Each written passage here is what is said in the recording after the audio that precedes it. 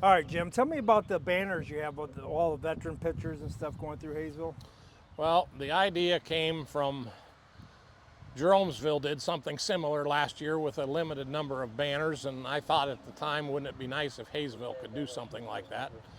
And then on a reunion of fraternity brothers last summer, I was in Wilmington, Ohio, and they literally have all of their streets with banners on, some with two on each pole on all the streets, side streets, main streets, everywhere. So I began to pursue whether there was a possibility of the Lions Club doing something similar here in Hayesville to honor all of our veterans that we owe so much to, that served our country and have provided us with the freedoms that we enjoy. And so we opened it up to veterans with a connection to the village of Hayesville or Vermilion Township, which is where Hayesville sits. And originally the Lions Club thought about how we would pay for this project, and thought we were going to have to charge the veterans to have their pictures put up, which seemed a little tacky, but nonetheless it was a way to give them recognition.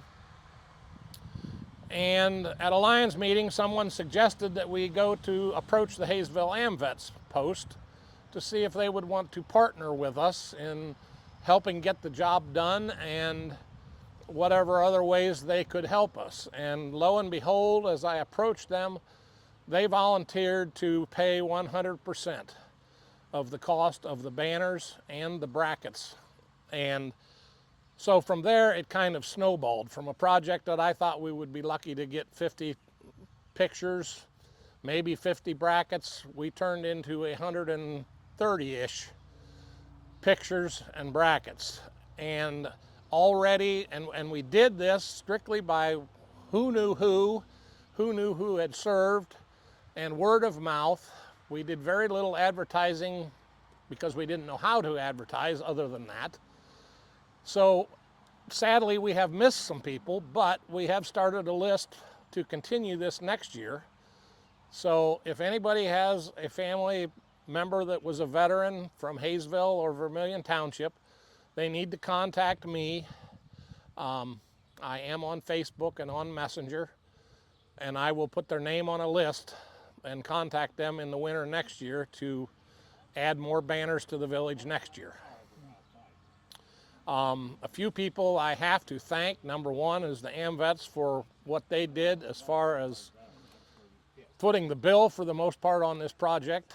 The Lions Club, total man hours put in well over 200 hours into doing this project. It was very labor intensive, especially on my part with getting the names and dates and so forth all down and recorded. And then we tried to put them up in relation to in the village of which part of direction from town they lived. Some are actually in front of their homes, which worked out nicely. Other people that I have to thank is Hayesville's mayor, Robin Beasley, the village administrator, Dan Beasley, Dan Truax at Truax Printing, who did the printing for all of the banners, Lori Campbell, who did the layout and all of the in the background in work to get the banners to look as nice as they did, and also the ladies at the Ashland County Veterans Service office, because a lot of families or people would give us names and the branch of the military, but they had no idea what years they served. And lo and behold, the Veterans Office was able to graciously provide us with that information. And you even have some Purple Hearts and some bronze. Yes, well, that we have several veterans that are very highly honored in the village. Bob Stafford earned 5 Bronze Stars. Sorry, he was a very dear friend of mine. We also have several Purple Hearts. Vic Cale, Bob Weaver, William Weaver. I'm sure there are others. There are some highly decorated people from the Air Force that are honored with a banner. The list goes on and on. I wish there was a way to put these extra things on the banners, but till we got the banners made with just the branch of the military and the dates that they served, we kind of had it filled up, had the banners pretty well filled up, and they look very nice just the way they are. Well, Jim, I love stories like this because we're, number one, honoring the veterans, but every year now that'll be put up.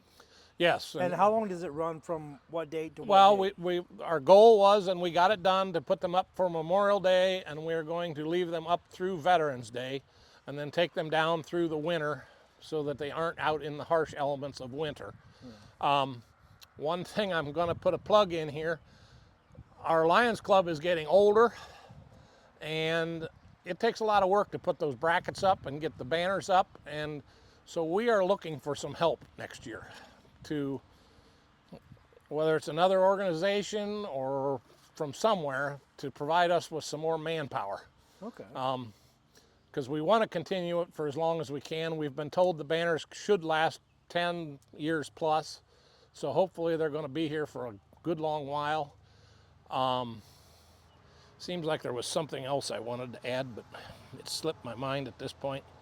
I guess I have the important things covered, so. But it's been an honor and a privilege, and I'm truly humbled to be able to do this. Well, Jim, I really appreciate it. As a veteran, one veteran to another, I really appreciate it, and it looks incredible. The first morning they were all up, I turned from the street I lived on to go east on 179, and the tears just came. That's just the way it was. And I'm proud to be a part of it. I'm proud to be a Lion. And I'm so thankful for the AMVETS and what they did.